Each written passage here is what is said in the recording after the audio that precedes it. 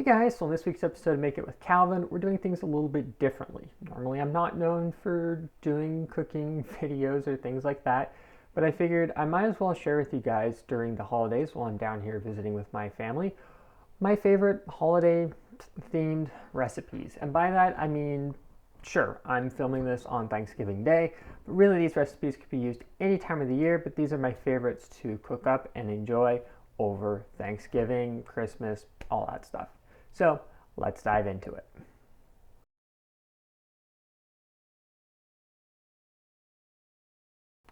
So for this recipe, I'm going to be doing my favorite, which is roasted butternut squash, but instead of just doing squash, I'm also including in some potatoes and an onion, and maybe a little bit of garlic and salt and pepper at the end to taste. More or less, it's just, a nice, savory, hot thing. Don't get me wrong, I love mashed potatoes, but I feel like this takes mashed potatoes to a whole nother level in Flavor Town. So the first step is you're obviously going to need some squash, and I'm a lazy person, or make that somebody who doesn't want to go to the ER because he stuck a knife through his hand trying to cut open a squash. And I got 2 bags of these. It's just pre-cut butternut squash from the Trader Joe's down the road. Each bag is 32 ounces. We're going to use 2 of them.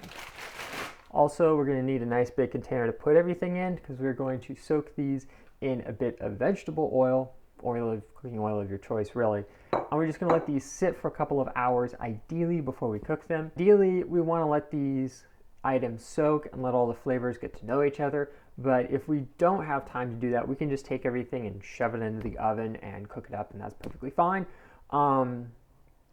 Really, the choice is up to you, but I personally like to prepare it a couple hours in advance so I can let it cool, let everything get, nice and flavorful, and then go ahead and cook it. I personally find it tastes a little better, and it also gives time for the oil to soak into everything so it really gets nice and soft and rich and it tastes really, really good.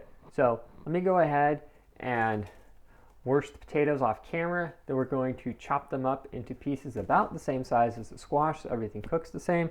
Same with the onion, crush up some garlic, and go from there.